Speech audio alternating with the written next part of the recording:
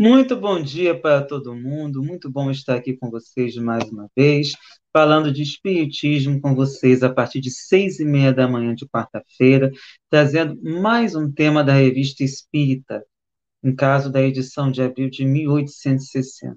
E hoje a gente vai trazer um texto atribuído a um outro santo católico, a gente deu de um outro semana passada, ou em outro momento, porque afinal, às vezes as gravações não vêm da maneira como nós gostaríamos, mas a gente procura trazer algumas, deixando aqui mais stand-by para algumas situações. E hoje a gente vai trazer um texto atribuído a São Francisco de Sales, ou, de acordo com o que a gente pega na Wikipédia, François de Sales, nascido no Castelo de Sales em 21 de agosto de 1567 e desencarnado, olha que interessante, em Lyon, terra do nosso querido Allan Kardec, em 28 de dezembro de 1622. Ele foi um sacerdote católico saboiano. Ele também foi bispo de Genebra do século XVII, declarado santo e doutor da Igreja pela própria Igreja Católica. Ele ficou famoso por sua profunda fé e por sua abordagem gentil aos conflitos religiosos que inflamaram sua diocese durante a Reforma Protestante.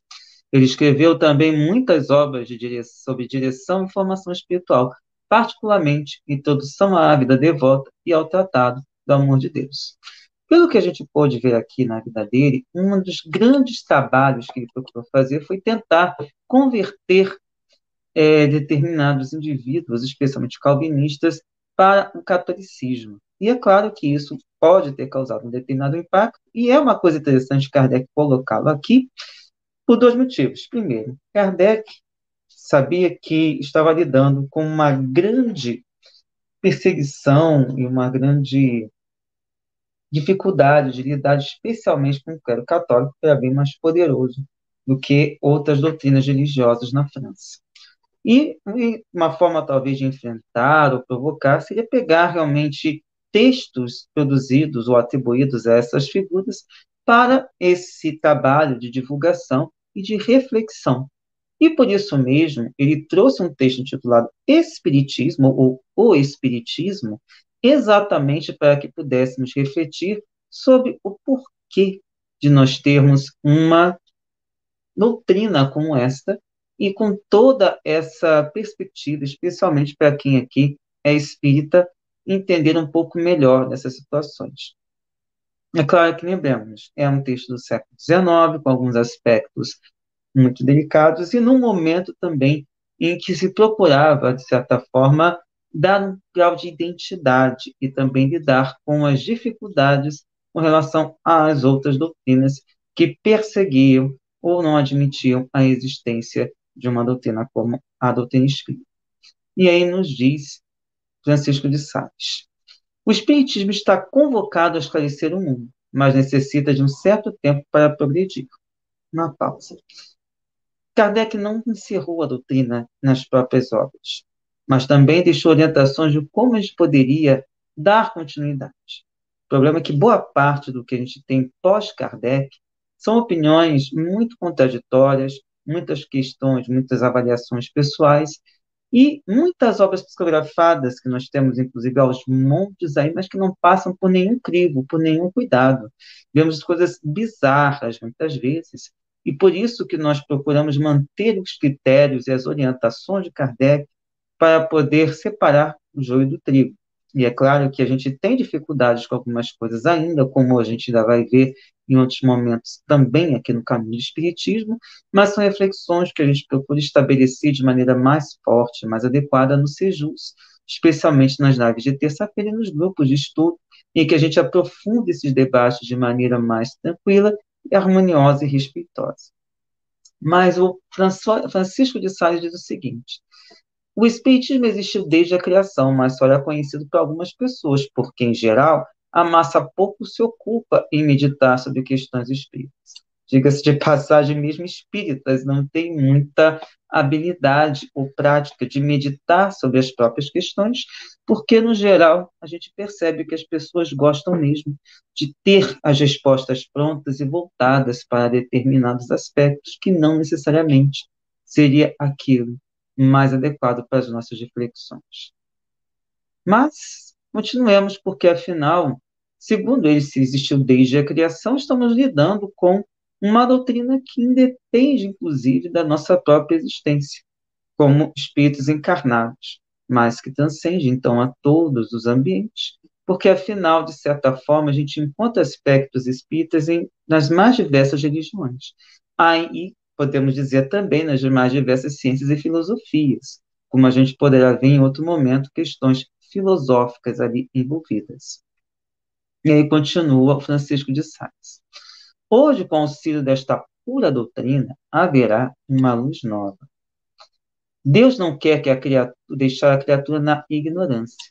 Permite que os espíritos mais elevados nos venham em auxílio para contrabalançarem o espírito das trevas que tenta envolver o mundo.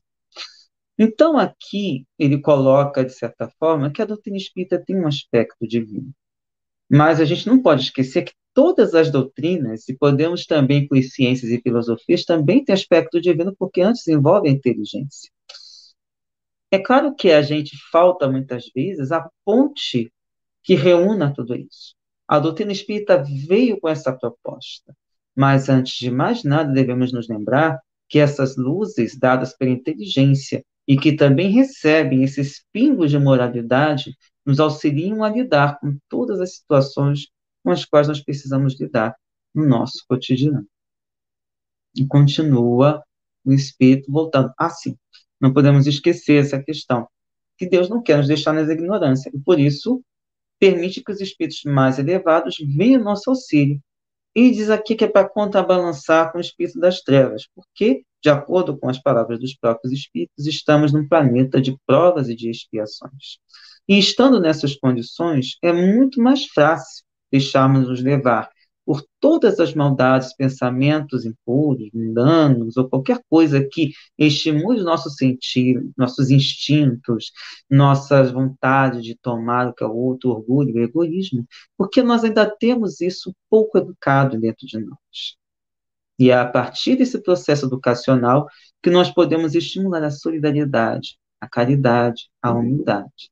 Diversos outros pontos necessários exatamente para a nossa evolução espiritual. E é claro, esses espíritos mais elevados, conforme o Francisco de Sales procurou nos dedicar, estão também nas outras doutrinas, estão também nas outras filosofias, estão também nas ciências, mas mesmo as materialistas, porque eles vêm trazer orientações, dar, digamos, dicas, inspirar intuições, exatamente para que possamos sair dessas trevas da ignorância. Continua Francisco de Sales. São necessários. O orgulho humano obscurece a razão e faz cometer muitos erros.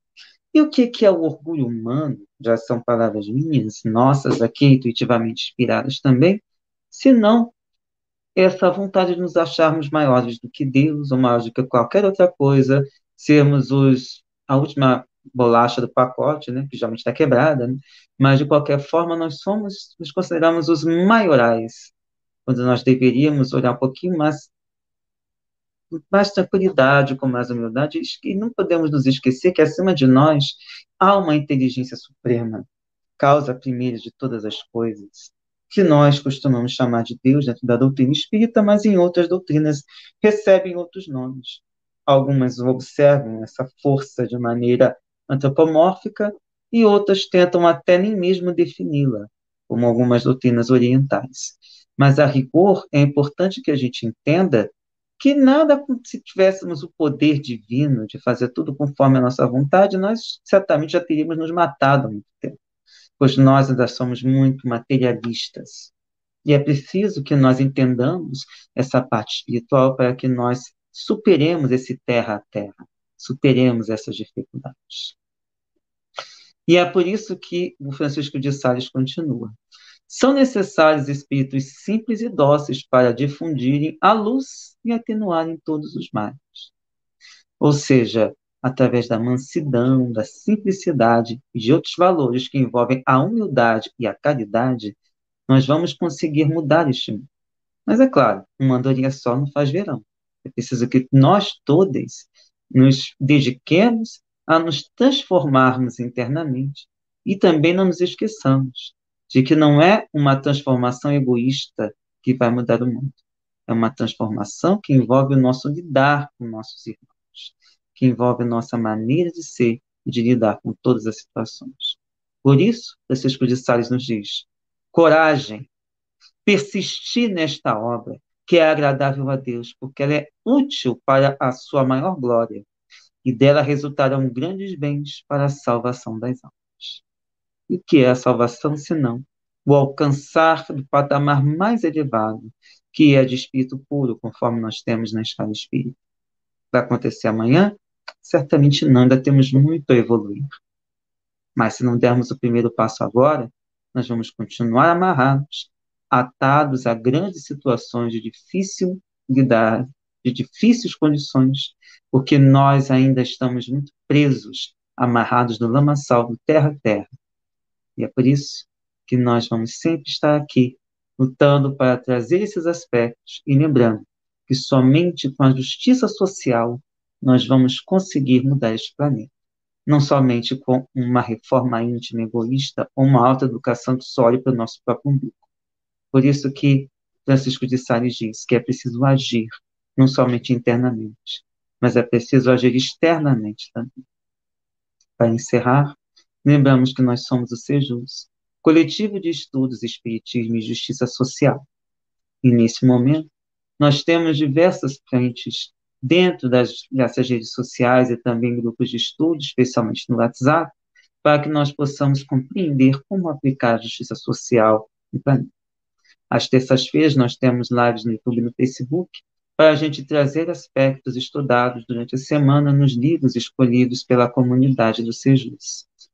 E temos em outros grupos, digamos, setorizados, como estudos de Kardec, estudos sobre negritude, estudos sobre diversidade sexual, estudos sobre esperanto, e outros grupos voltados, inclusive, para debates políticos bastante interessantes, especialmente nesses momentos em que nós estamos vivendo. E lembrando que, antes de mais nada, estamos aqui no canal Paz e Bem, e contamos com o seu apoio para curtir, compartilhar, deixar o nosso coraçãozinho quando for no Facebook, e também temos a oportunidade de trazer aqui sempre esses assuntos para tratarmos. E se você puder contribuir financeiramente para o nosso canal, nós vamos lutar para envolver mais formas de espiritualidade, pois este objetivo que o canal faz bem, trazer espiritualidade plural e permitir que nós superemos essas barreiras que os algoritmos, como o tanto do YouTube quanto do Facebook, promovem para os canais que se posicionam à esquerda, que é se posicionar ao lado do povo pobre, que é se posicionar ao lado do caminho, da verdade e da vida, que é amar ao próximo como a nós mesmos, fazendo aos outros somente aquilo que gostaríamos que fizessem conosco. Então, agradecemos a presença de todo mundo. Deixar para você um forte abraço, um beijo enorme no seu coração e até a próxima.